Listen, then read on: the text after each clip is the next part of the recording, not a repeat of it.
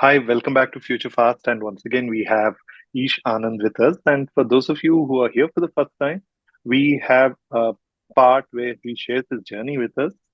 So I sincerely urge you, please go back, look up. Then you'll be able to connect where we're coming from in this part of the conversation. And I'm sure you will find it interesting as much as I did. And for those of you who have not yet subscribed to Future Fast, do it right now and enjoy the ride. Once again, thank you so much for being part of Future Fast.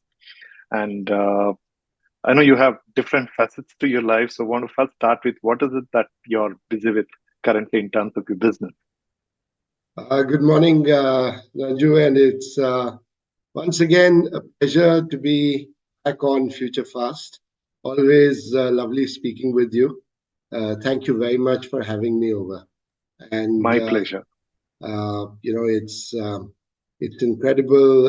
Our last conversation made me reflect a lot on, what all I'd been doing, how I'd been doing it. So, these conversations, you don't have them every day with people. So many a time they kind of make you go inwards once again and reflect on what you've been doing. So I had an opportunity to reflect a lot on that aspect. So thank you very much. I have to thank you for that. And it's mutual. Thank you so much again. So anyway, so once again, good morning to everybody who's who's there, and thank you very much. I'll just jump right into it, and share with you what I'm currently doing.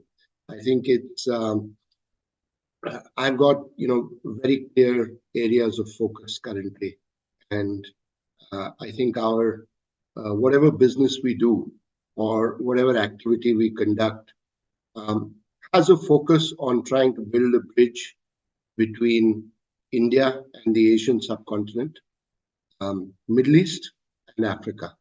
So whichever business line we are in, whichever area of operation we are in, whichever vertical we work on, it has a very, very clear focus towards India in particular and the Asian subcontinent, Middle East and Africa. Now, many people ask me, why is that? So,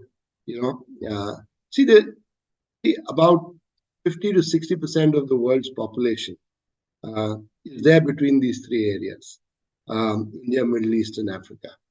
And gone are the days when... And also growing economies. Oh, yeah. And also growing economies. So gone are the days when, people would just look at North America or Europe or other parts of the world as the areas where business needed to be done. Now, I think this part of the world has well woken up to the fact, and the rest of the world has well woken up to the fact that 50 to 60% of the world's population is here. And this is the area where business needs to be done. And it's not just from a population perspective, but youth, technology developments, geopolitics, and several other factors play a very important role. Markets play a very important role, and economies in Europe or in North America have slowed down considerably. We need to make use of that. We need to take great advantage of that. We've also started getting great leaders who have focused on developing our economies to compete with the world. We are no longer purely manpower suppliers. We are now knowledge providers. We are now building innovation and exporting it to the rest of the world.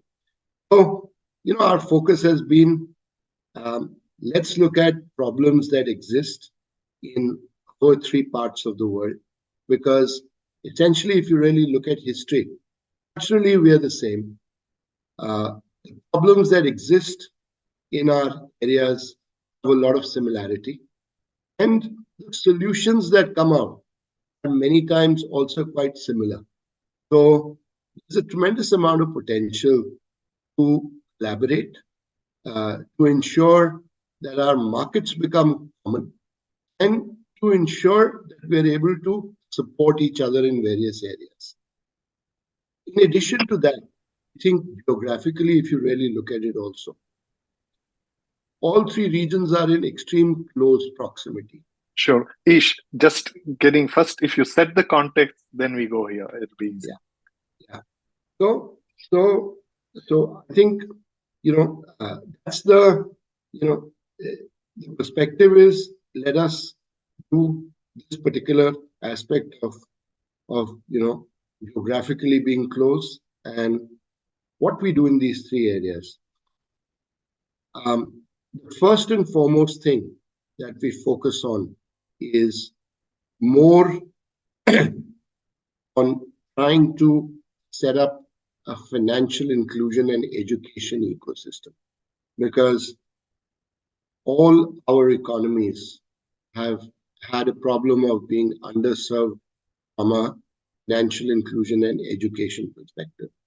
So the first and foremost thing that we've done is we've set up a FinTech platform that does financial education and inclusion on one side, and also curates opportunities from around the world in both real world as well as virtual assets and puts them on the platform.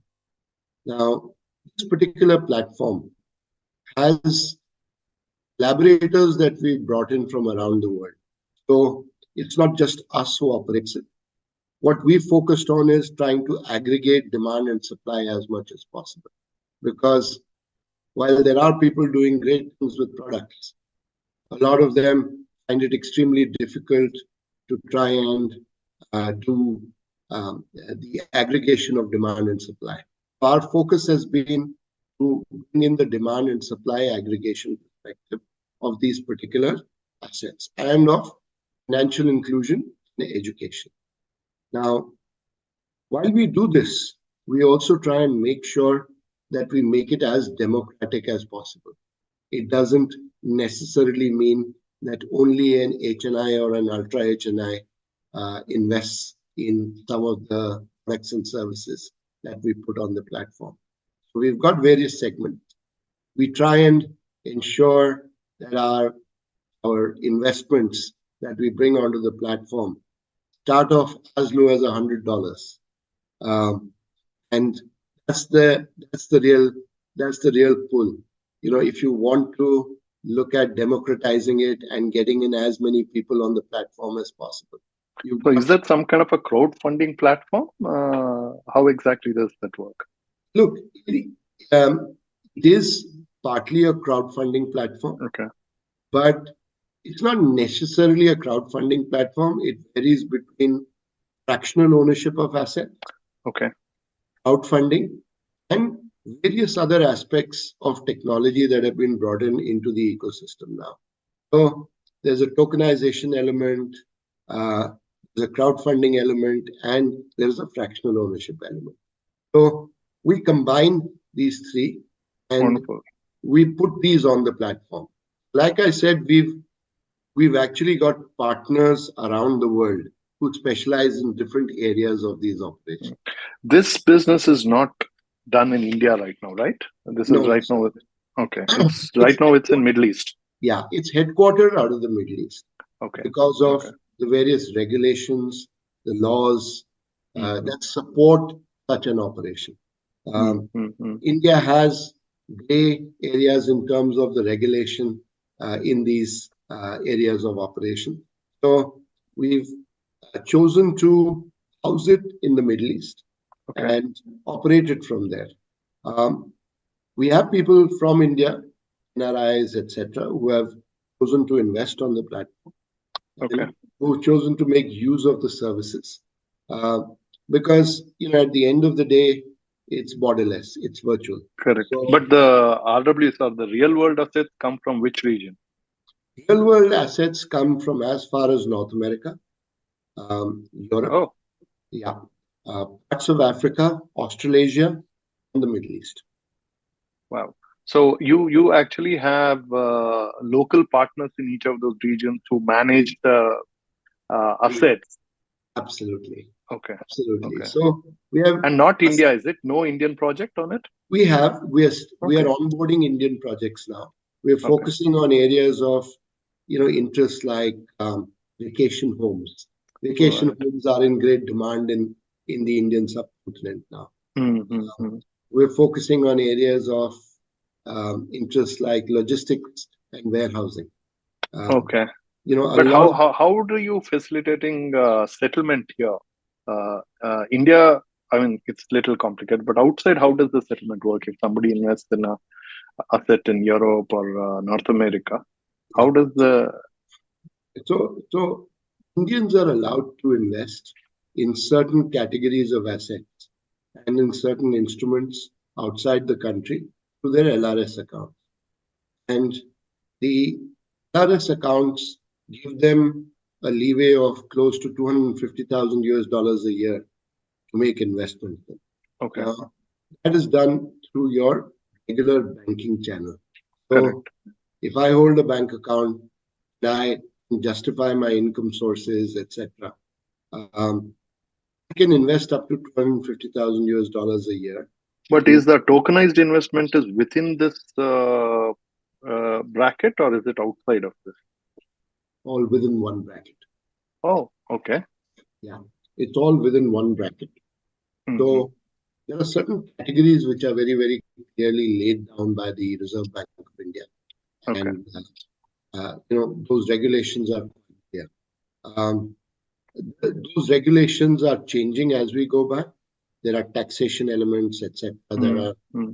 are Hmm. being brought in. But essentially, this is the one channel that people make the investments through. People who are Hmm. residing within the country. People who are Hmm. not residing in the country and who are, Right. let's say, working outside or NRIs or who've lived abroad for many years, they are work they are investing through their overseas bank account. But for them also limit remains same, right? Or is it No, different? not necessarily. Or is it? It is Okay. different. Yeah, there are certain different rules and regulations that apply to them. However, taxation is an area where if you're not an NRI, then everything is taxed within the country, Hmm. whether Hmm. you make it outside the country or within the country. Correct. So there is that 180-day rule where Hmm. you need to be resident within the country and outside for a certain period of time. Hmm. Yeah, and that gives you the classification of either a Indian resident citizen or an NRI. Now, Hmm. the NRI category has a different taxation element, and the Indian resident has a different categorization. Hmm. So I think those rules and regulations are quite clear, and people are very conscious of that. So what we do is, while we operate it outside the country, at the same time, I think it's open. It's an open platform for people from any part of the world to invest in. We are Hmm. Hmm. 100% compliant with the local jurisdiction and the laws of the geography that we operate out of. Hmm. Um, we have all the required licensing. We have all the required compliances, and we file our. Now that the UAE has also got a corporate tax, we also, Corporate taxes. Yeah. yeah, it's been introduced now. But it's From still relatively less. it's relatively low, but at the end of the day, I think the moment you have a corporate tax applicable, your entity has to do its filings, it has to do everything. Correct. So there's an additional layer of compliance uh, Right. that you need to ensure. The way I look at it, it's good in a way because Hmm. it brings in more transparency into the system. System. Correct. Yeah, and it helps us showcase globally that we are Hmm. compliant. Correct. So I look at it from that perspective. Um, Right. However, like I said, we have investors both within our own system as well as through our partners in close to 60 countries. Uh, Hmm. Hmm. and, I wouldn't want to go into the numbers of, the kind of turnovers or the kind of assets under management that, But should be growing at a very significant pace, right? well, things are moving in the right direction. Let me tell you that. Mm, Things are moving in the right direction. Why? Because, the world is becoming more and more financially integrated. mm, Um, Regulations are being tailored, instruments are being tailored to mm, uh, to facilitate easier flow of capital across borders. mm, Uh, and with India being in the focus, um, Indians being more and more affluent and having global ambitions, uh, everybody wants to invest abroad. Everybody wants to balance their portfolios. Uh, Middle East is in great focus. So being based in the Middle East, being based in the United Arab Emirates, I think we have an edge. We're able to bring in a lot of local sets that are pretty much in the focus. Um, and we're constantly building new partnerships, be it in, let's say, the fractional ownership space, be it in ETFs, be it in a new area that is extremely popular and attracting a lot of attention is Islamic financing. Uh, it's a huge area where mhm.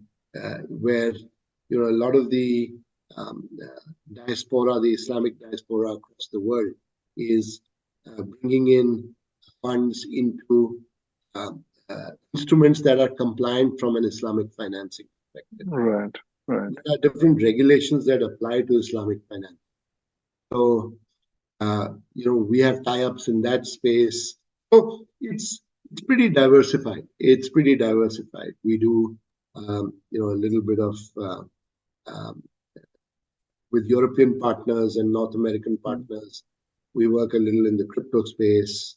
mm. Um, so there's a fair amount of diversification. There's a fair amount of variety that we can put on the platform. Uh, but But how are you we, stitching education to this? Because you also said financial education. So yeah. how does that So, angle come in here?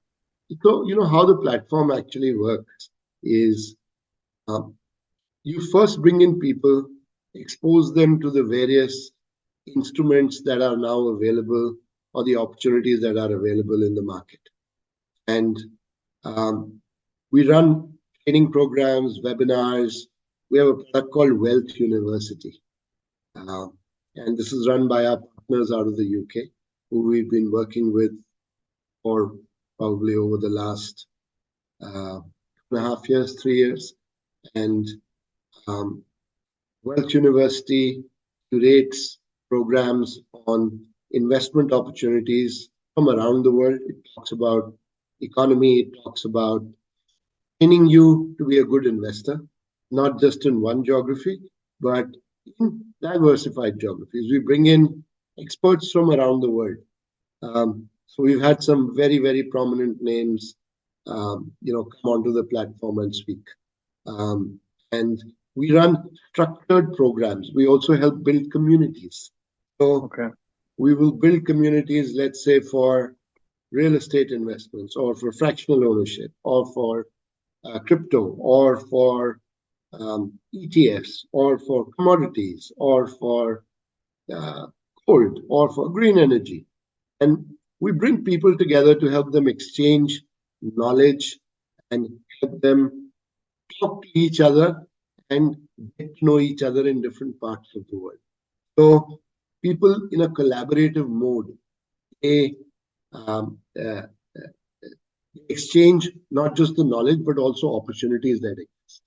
So India has gained tremendous amount of traction in such initiatives, and people have really appreciated what's happening within the country. So the way I look at it, I tell myself sometimes, I've done my little bit to help contribute towards awareness about what's happening in India these days.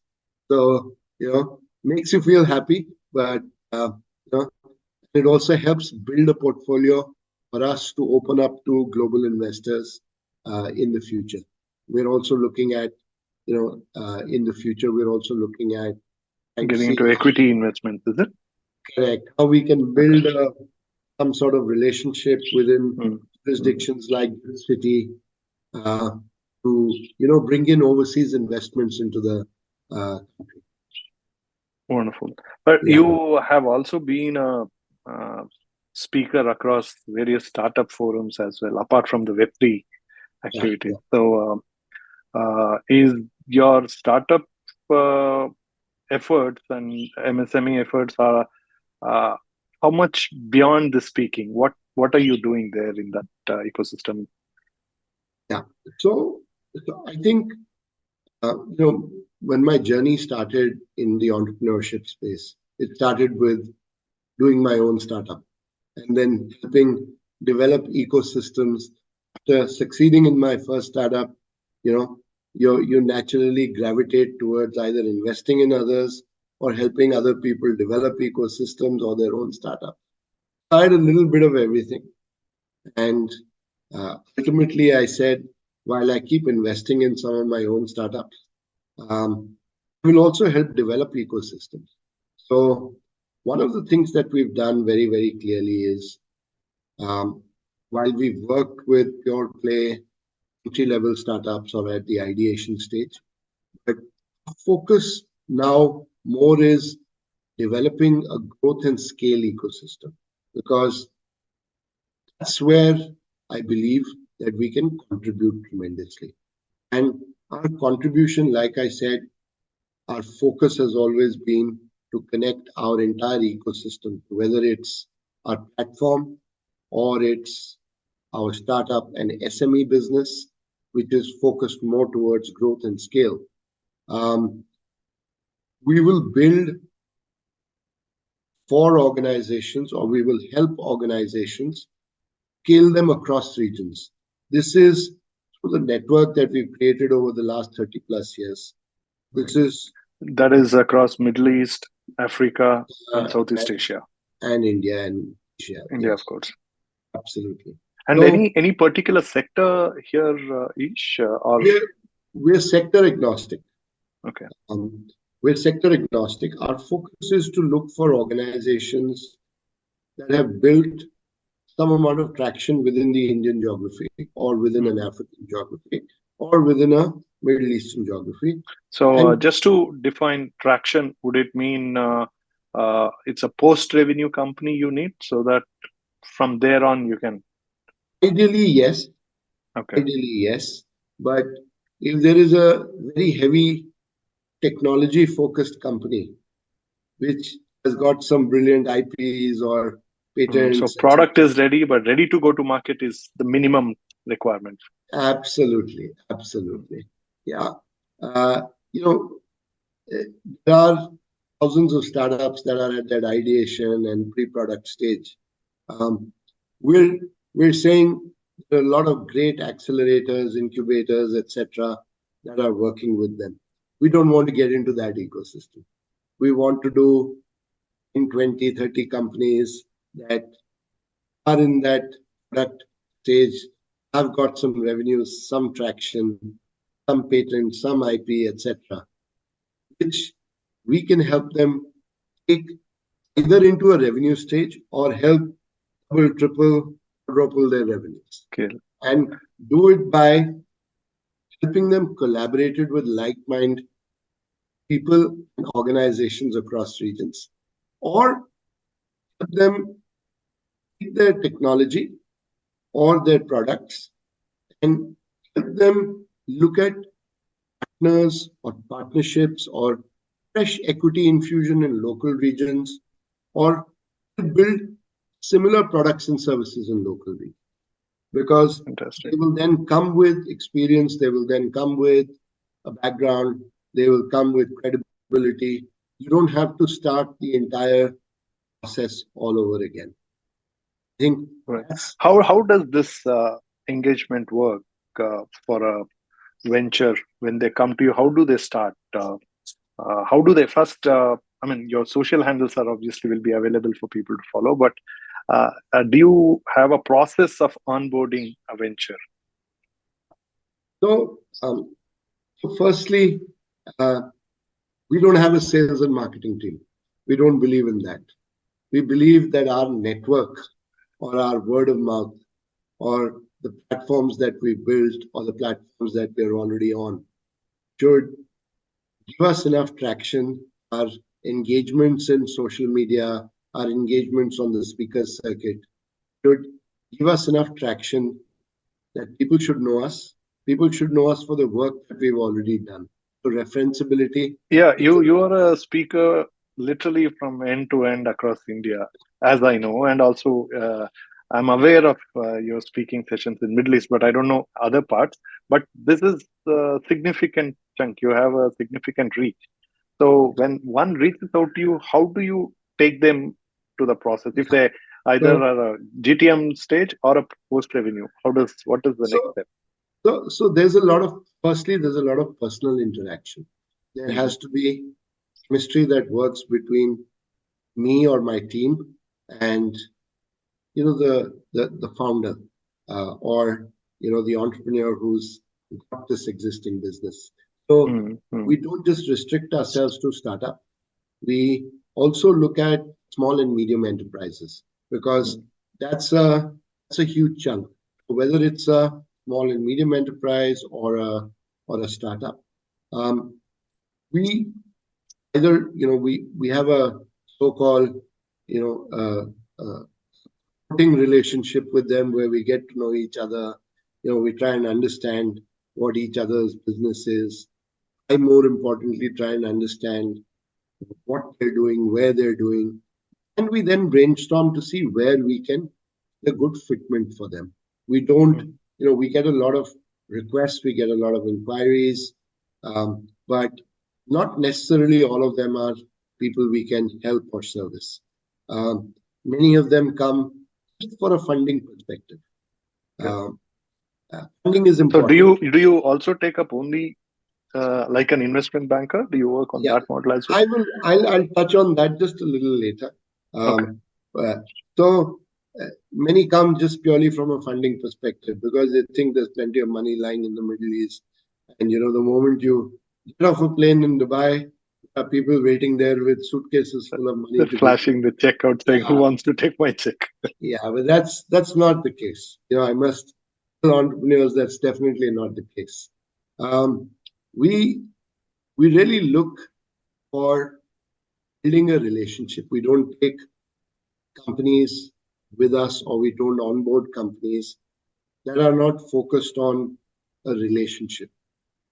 We will very selectively do purely investment banking kind of assignments where we are super confident that this guy already has what it takes, uh, or they are so good or they are so ready that I just have to go and network within our circle of people, and we can arrange a demo, and we So can do. what are the ticket sizes here, Ish? What kind of They tickets? can they can range from 500,000 US dollars to close to 3 million, three and a half Okay. million.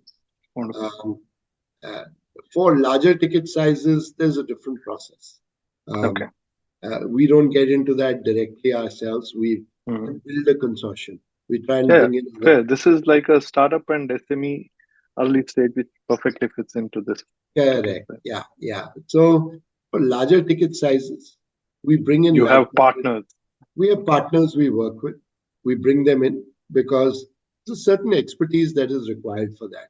I think And also most importantly, you need that network in place, right? Because you need to get exit to the first set of investors, and you need to show them that okay, here is your exit going to come. I have this network in place. I yeah, think yeah, that's a yeah. It's not just that. I think it's more to do with um, you know, you say that there's a lot of due diligence that has been done by larger players. Mhm. They've verified, they've checked. If they're putting their money where their mouth is, this investment has been curated and Mhm. double checked up to a very large level. And Right. people are confident, the ecosystem is confident of making that happen. So, Yeah, like you said, everything primarily relationship. Rest of them have to fortify. absolutely. So, we do that. And, we bring people on board. We first focus on seeing how many additional clients we can get them. Mm-hmm. Because any business that comes to us, like I said, should be market ready to some extent. Correct. So our first focus is always, can I get him 5 additional clients? If I can get this business 5 additional clients, then it's a viable proposition.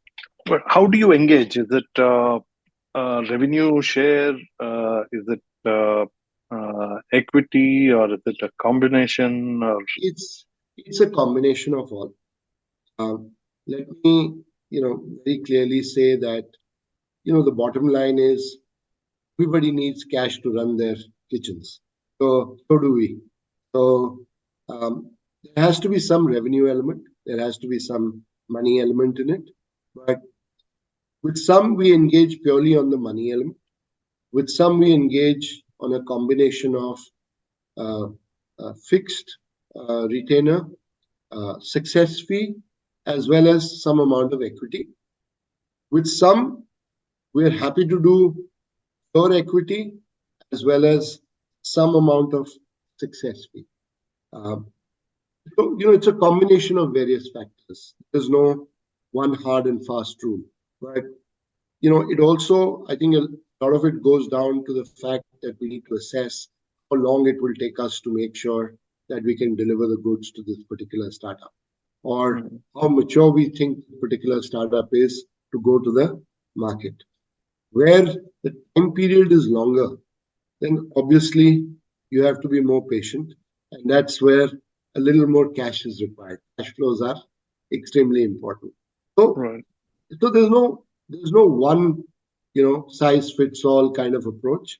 The approach is combination of various factors, but each startup is assessed on its own merit, or each small and medium enterprise is assessed on their own merit. What also happens is, what we also see is, we want this SME or the startup to make a commitment somewhere, because only if they put down their commitment do we see seriousness in the entire system. A lot of people are just shopping around. And so when you say commitment, it's the retainer fee, are you referring to?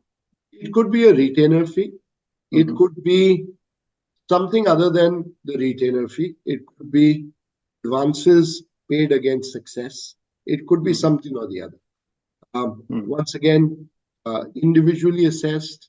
It could be something which, we just say that, look, we will take a security or a down payment of, let's say, $2,000 or $20,000, whatever it may be, from you to make sure that you're serious about it. This is a refundable, so-called refundable security deposit against success. And what that does is it ensures. Or are you also open for, like, how typical investment bank works?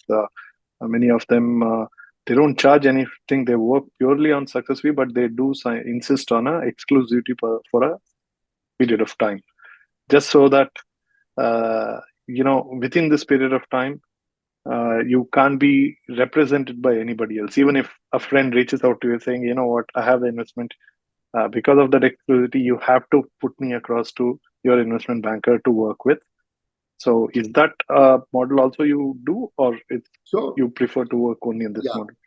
So I'll take you one step back. It's good you mentioned it. We only do exclusive mandates. We don't do shared mandates at all. So if somebody doesn't work exclusively with us for at least 6 months, we don't do their business. We shy away from it, because we don't want to get into a scenario where there are 3 people in the market doing exactly the same thing, and one is undercutting the other, and one is. Ish, sorry for interrupting. In the Web3 investment ecosystem, the investment cycle is far shorter relatively. So even there, you insist on 6 months? No, not necessarily. Like I said, we do a variety of SME startup, and once again, it's customized. There is no, no one fit. There is no one size fits all. There is a there's an element of customization, but I'm So giving you I 6 months. assume in the Web3 and crypto, you also facilitate token-based funding as well, right? We do token-based funding also. It'll be much Okay. shorter there. Yeah. Mm. And in that, you know, things are a little different. Like you said, you very rightly said, things are a little different. And from that perspective, once again, a lot of our partners who are major players in this space in various parts of the world, we work with them, come up with solutions that will help organizations that we work with. Mm. We're we're all set to launch something very interesting and very revolutionary um, in the Middle East first, and then we'll bring it to India at a later stage, uh, which is a private network-based funding solution for startups and small and medium enterprises. And it's like a stock exchange. It's regulated. Tokenized, token-based, Token or based. fiat? Okay. It is token based. Very much token based. And But settlement will be an issue, right? I mean, in India context, I take any token, I end up paying 30% tax at the that's moment of settlement itself, even before I utilize it. that's why I said India at a later stage. Okay. Okay. Yeah, this is going to be focused more towards Middle East, Mm. Africa for the Okay. time being. This Okay. is a organization. Unfortunately, this is what has driven nearly 2,500 companies, Correct. as per some data In from the the way, registered businesses in Middle East alone, in Dubai alone, I out of absolutely. India. Yeah. So an entire ecosystem has sprung up in the Middle East and more so in Dubai, which is At the based cost on of just India, at these the cost of companies India's are at the future. cost of India. So, I hate to say it. Unfortunately, we are one of those guys too. But I mean, you're helping the entrepreneurs. End of the day, right? yeah, I mean, I'm helping the entrepreneurs, and this. unfortunate part is that state and administration is letting these go. So that's the unfortunate part. Yeah, but I always say I'm an optimist. I think someday or the other, and in some way or the other, the government is beginning to realize where they've gone wrong or what they need to do to correct the situation. Yeah, at And least not allow any more drain, right? I mean, this is yeah, a big drain, and it's going to be very difficult to bring them all back. yeah. Perhaps So you've I already think lost a dozen future unicorns. absolutely. So, for example, some of these FIU regulations, some of the stuff that is currently being talked about, um, it's a step in the right direction, but it needs to be speeded up. And I think it will happen. It may take time. I hope it's not too late. It's probably late, but maybe not too late. Let's hope we can stop some of this. But Sure. things like Gift City and all are a step in the right direction. I'm optimistic that with Gift City coming in. But does the Gift City? I don't remember reading anywhere that Gift City actually allows any different form of settlement, because the same law applies for whole of India, and Gift City is not an island in that context, right? So Gift City is supposed to be an island, by the way. But including for settlement on the token? That's right. So, Oh, they are, wow. so if you look at, it's like an IFC, an International Finance Center. It's like a Hong Kong or like a DIFC or like an ADGM. Okay, so No, but how does the token settlement happen for an individual or an entity? If I receive $1 million, am I still subjected to 30% tax on it? If I no, so from business to business, regulations are very gray right now, and Hmm. that's where Gift City So is that evolving. clarity needs to come in still. Yeah, yeah. So why is it that there hasn't been mass migration towards Gift City? Why? Because some of these gray areas have still not been Not answered. addressed. There are, I think, from my last knowledge or my last inquiry, there are some close to about 100 companies which are registered in Gift City as funds of one type or the other. They are still waiting to get their operations off the ground. Uh, Hmm. Hmm. why? Because there are still some gray areas. Yeah. But what I'm saying is, sheer fact that this Gift City regulations are coming in, and the sheer fact that India is moving towards that IFC kind of a culture, and is a step in the right direction. So Mm-hmm. you will hear some big names setting up their offices in Gift City. So, Mm-hmm. you know, so if you're familiar with, one of the largest funds out of the Middle East is called ADIA, Abu Dhabi Investment Authority. Yeah. ADIA has set up an office in Gift City. Now, Okay. ADIA is setting up an office. I think they've done it with Kotak, if I'm not. They've done it jointly with Kotak, and they also raised a fund. They just did a Mm-hmm. test. I think they raised some 500 crores in them in a week. So Wow. so I think those things are beginning to now seep in. Those areas of confidence are beginning to come in.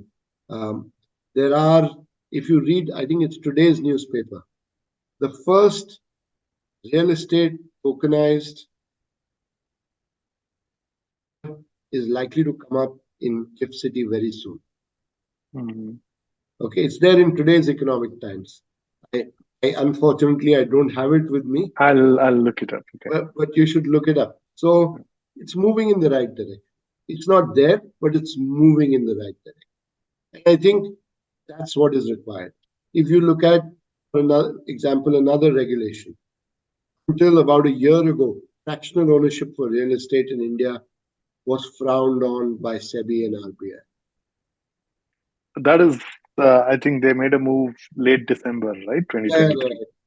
right. Now it's one of the most talked about things Correct. because But I think even there, I think a lot of clarity is still missing. There is, I read a lot of articles on that and some of the blogs both ways, but it is left to anybody's imagination. There is no clear clarity on what is permissible, how does the settlements work, what are the settlement infrastructures available, and the banks who are currently facilitating settlements with the crypto assets don't have clarity of how exactly this will work.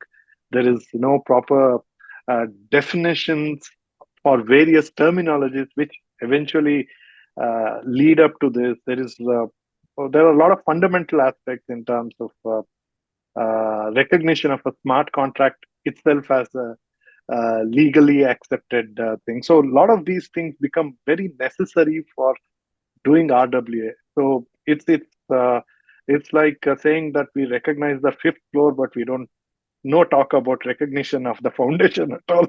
So that's how I view it, unfortunately. yeah, look, India is not a small country; it's a large country. It has a lot of complexities, and any regulation that is brought in is going to have, you know, a period of uncertainty until people don't understand it. You know, I won't go into the politics of this entire thing, but you have all sorts of rumors coming around about this regulation, this, that. Correct. Why? Because it hasn't been communicated properly.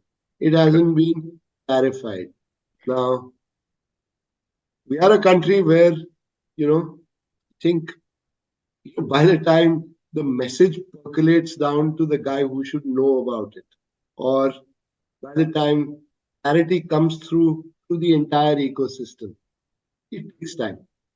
And many times problems are not thought out 100%, or problems are not thought out in what impact they will have. Why? Because there are unforeseen factors. There's something new. Now, do I fault government for that, or do I fault the authorities for that? No, I don't. Why? Because a lot of them have never been exposed to this. They only depend on the industry for feedback.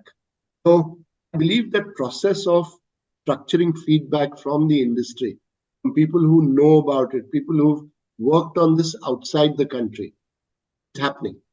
And that's why there are amendments and regulations are being fine-tuned and being rolled out over and over again. I think it's a good step.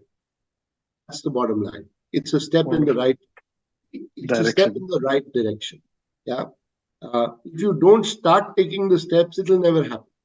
Good. Correct. The Absolutely. good part is the steps have started taking place. All Now right. it's a question of it happening, and happening with a large impact. Because, India is one of those countries that once the floodgates open, you know, Yeah, it's there's just no stopping. then there's no stopping. So, I think it will happen. I'm very positive about it. I don't believe in that negative side of it. Um, the day I decided to come back to India 32 years ago after spending many years abroad, I told myself, hey, look, I know things will happen, maybe not at the pace that I want them to happen, but they will happen. And I've lived by that for the last 32 years, and I'm a believer it will happen. I'm a believer now more than ever that it will happen. If you had asked me this 10 years ago, maybe my answer would have been different. But now my answer is it's to happen and it's going to happen. It will happen, and it's going in the right direction.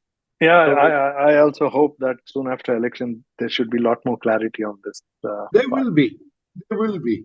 I was at. I'll just give you the exact. I'll just give you an example. I was at a speech given by some of the top financial services brains in the country at the inaugural session of Startup Mahakumbh in Delhi. And some of the things that they had to say made a lot of sense. And some of the vision, some of the perspectives, and some of the things that are being planned gave me a lot of hope, gave me a lot of encouragement. Um, and I'm a believer. That's the way I look at it. City is a great step.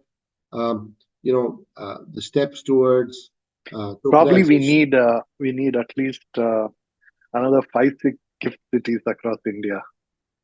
You do. If you ask me, yes, you do. But let's get one right first, because replicating five and six after Or that perhaps it's an opportunity for other state governments to think, look at where gift city is there and take the next step ahead. Like how in UAE itself, right? What Dubai got started. Now almost 4 or 5 Emirates have got started, and there's such a healthy internal competition it that is. it is all at the cost of other nationalities. It is.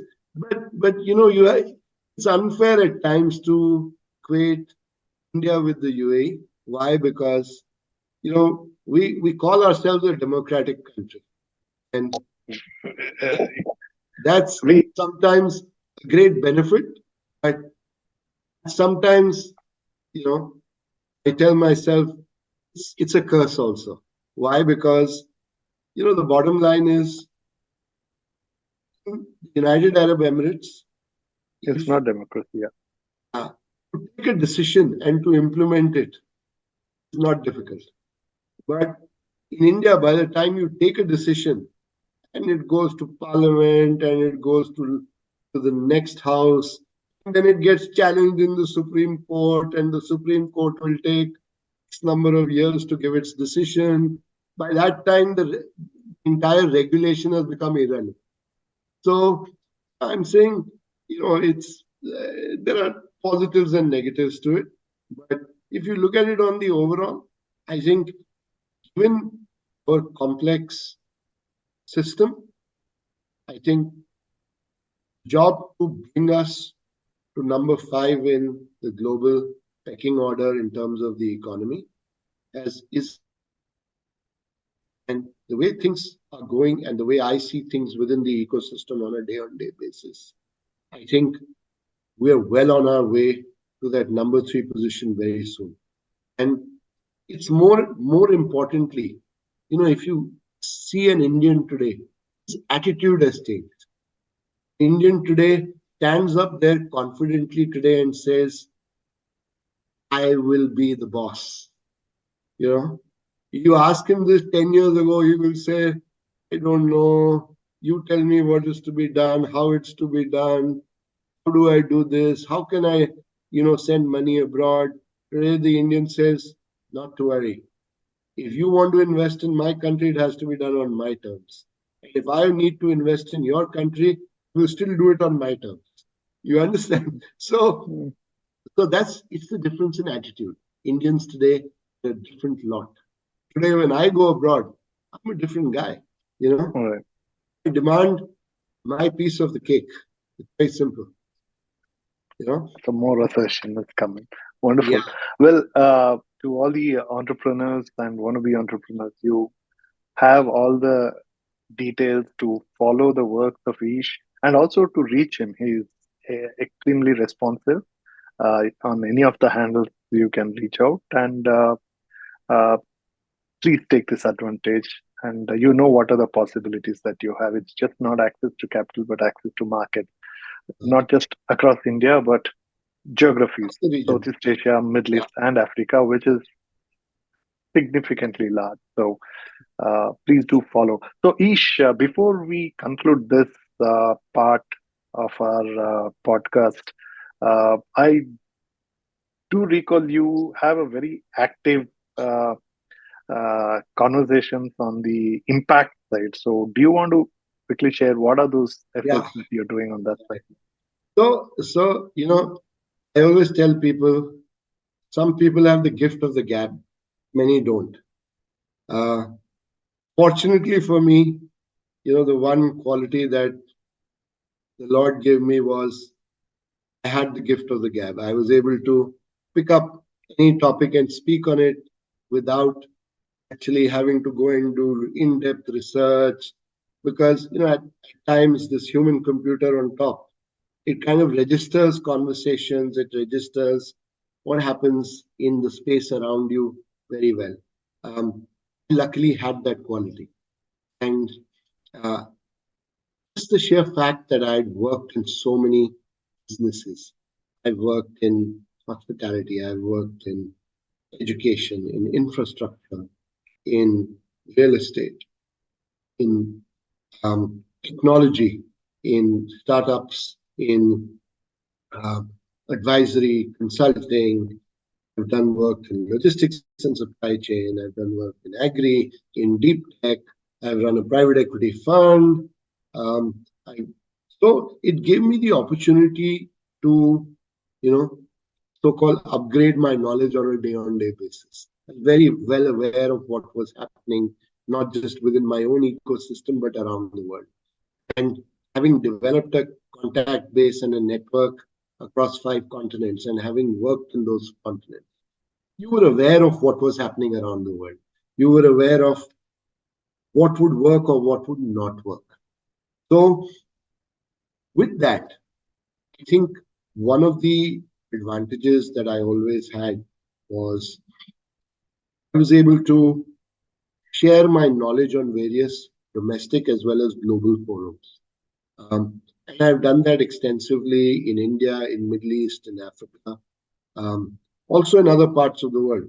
Um, Sometimes geography doesn't permit you to travel that far, so you do it virtually. But I've been doing that the last probably 15 odd years.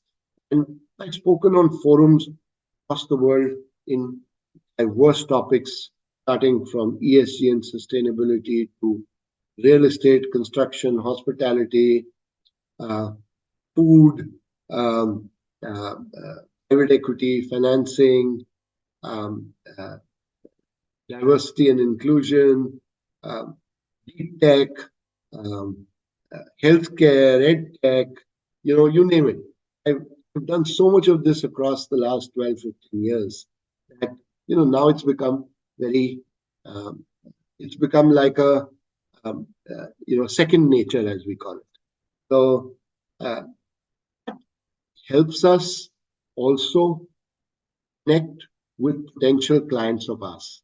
Uh, it also helps us send and spread thought leadership that we may have, or innovation and research that we may have done, or people we have heard about in the market, or people we've worked with in the market, and take them across the world. So I always say I'm my own PR engine, I'm my own social media engine, I'm my own, think tank or whatever it is. But the idea has always been to build relationships. The idea has always been to share as much as we can, Yeah. because And how are you extending this to the other efforts that you're doing towards youth development yeah, and yeah, I will, impact side? I will. So I'll just pick up. one topic or two topics on this. So while we do all this and we ensure that it generates business, it spread the message, thought leadership, etc. We also pick up topics that are relevant, and ESG and sustainability are relevant. Diversity and inclusion is relevant, and youth is relevant. And I, for example, tied up with an organization in Europe, which is a world leader in the space of ESG and sustainability, training and education around the world. It's probably amongst the top 10 organizations in the world in this space. And they helped seed their businesses in Middle East and India. And one of our first pieces of business that we did with them in the Middle East was take them to the New York University in Abu Dhabi and help run their programs through the Startup Accelerator at the NYU in Abu Dhabi and take their message into the Middle Eastern market and see how that message percolates. And this was pre-COP28. And because it was pre-COP28, it was extremely well received. We got a lot of traction. People wanted to know more and helped us take this message far and wide within the Middle East. Now we continue to grow that within the Middle East. Our next target is to see how we can bring it into India. Okay. Anything that comes out of Europe, they always look at it, in euro terms and costs, etc. So we're building on that challenge of trying to figure out how do we make sure that costs justify the end. Correct. So what kind of cost does that entail if it is brought to an Indian college or a university? Look, one of the things that we always focus on is and localize the program as much as possible. Also, right. Yeah, because then the costs drop substantially. Okay. So we tell all our partners. Or could that be supported by some CSR efforts so that the cost on the students? Even if it is supported by CSR efforts, if 1 euro is 92 rupees, even the CSR guy is having to pay 92 rupees now at the end of the day. He is also going to look for, what they call bang for his buck. He's going to want to see what value is he or she getting out of it. So we talk about focus is always to look at how we can do knowledge transfer, how we can localize the efforts as much as possible. So in the trainer, knowledge transfer, a collaborative approach in terms of do you want to give a shout out for what kind of collaborators you're looking for, at least from India, because we have a significant audience from India, though we have audiences coming, our listeners coming from across 25 countries. Yeah. Do you want to give a shout out who could reach out to you to collaborate on these efforts? Great. We always have opportunities for like-minded organizations in education, in training, in knowledge transfer, or in innovation, in R&D, more so open innovation, stuff like that. We have several collaborators around the world. We're very keen to collaborate with people in, the Asia, Middle East, and Africa geographies. And, we have collaborators as far as North America, South America, Europe, Australia, Japan, Singapore, you name it. We have collaborators. They're all very keen to bring in and to see how they can work with the numbers that are available in our job. They're willing to bring down the prices, but we must have the right partners to do this. So that's one of the things. The other thing is, I think youth are our future, and our country populations are very young. They need to be given the encouragement. And one of my focus or one of my goals is to always say, youth need to be so confident, or they need to get that self-confidence built into them, that they are no longer just followers. They need to be innovators, and they need to be exporters of knowledge. They need to be exporters of products and services. No longer just the guys who would say, okay, I'll get an order from US or Europe or wherever else it may be, and you know, I'll get the technology from there. Build Indian technology, build Indian innovation. So, if I were to put it in one simple sentence, make in India for the world, not just make in India. You know, the Prime Minister came up with this word, make in India. I said, let me add my two words to it, make in India for the world. So we have to be net exporters of products, services, knowledge, um, and we need to do it with Indian innovation, which means our youth need to be retained within the country, not sent out. Go outside, uh, get your experience, but come back. We need to build those world-class opportunities within this country for our youth to be attracted enough to stay here, build their careers, and contribute towards the growth of the country. And I think that's the only way it will happen. And if you really look at it, it is happening. I work with several youths. They're now saying, sir, we want to stay within India. That's number one. Number two, they're saying, we no longer just want to go and work with a large organization. We want to be entrepreneurs. Yeah. And that for me is the right movement. Those are the kind of people I support personally. And many times I do it on a pro bono basis. I look at it as my contribution towards the ecosystem or towards the country. Even if I can help one, two, three, four, five entrepreneurs a year, I'm very happy to do that. Yeah. It will mean payback for me, if not now, 5 years down the road. Yeah. I have guys who I worked with 3, 4, 5, 6 years back who come back to me now and say, sir, you told us this. This is how we have done it, and this is why we are here now. Yeah. And that's what I personally want to see. Yeah. You make money is okay, but sometimes as important to give back to society and to your country as much as possible. Okay, everybody has their own limitations. I have my own. Um, so I do this a lot and work with youth across the country. I work with youth in different spaces. I work with youth in areas which I may not have extensive knowledge about, but I share what I can. I have knowledge about growth, scale. I have knowledge about networks that people can access. I give people access to that. So I think that's the second piece. The third piece is I think women are a very, very important part of our workforce. They're underrepresented, and I believe they're an extremely talented set of people. They've got to be given the right opportunity. There's a stunning figure that I, just glanced upon last week.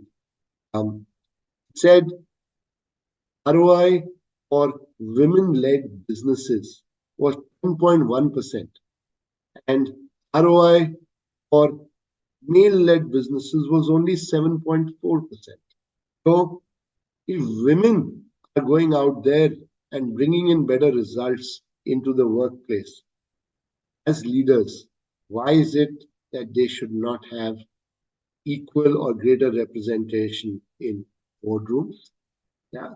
Or why is it that they should not be given additional opportunities in the workforce? I think those are the areas that I try and do my bit. We've just tied up with an organization in the United Kingdom, which has developed a beautiful technology-driven system to measure diversity and inclusion in the workplace. To do it in a very scientific manner. It's not just measurement for the sake of measurement, but it's done in a very scientific manner. There are a set of 300 odd assumptions and questions, etc., that have been put on the platform, and those are those are transformed into an audit mechanism. Results are pushed out. Methodology to actually rectify situations is suggested, and certification is done for people who benchmark up to certain levels. And initiatives and programs are given through the industry, through the platform, to ensure that people are recognized, people are given the right feedback if they're serious about diversity and inclusion at the workplace. And I think for India, that is extremely important. If India is to kind of carry on with the GDP figures, etc., that are projected, um, women have a huge contribution in that. Totally. Yeah, women do a tremendous amount of work in the startup space. Probably 50% of the workforce of startups today is women folk. So not far that these ratios will change even at the leadership. That's right. So I'm saying steps in the right direction. But you can't be complacent. You can't say it's happening, it'll happen, it'll happen. One has to keep pushing the agenda. One has to keep pushing that bucket. And I think that's where I focus a lot. I've always No, it's encouraged. nice that sometimes people have wallet in a different place and a heart in a different place. You seem to have both together. Look, the way I look at it is, I'm not going to carry a full wallet with me into my grave. At the end of the day, it's only my son and his next in line will get what he or she you know inherits. uh, I've got what I've inherited from my forefathers. um, and we lead a comfortable life.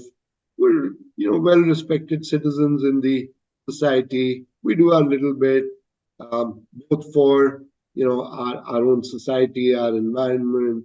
But at the end of the day, like I said to you, in the last 10 years, perception that India had or Indians had abroad has changed.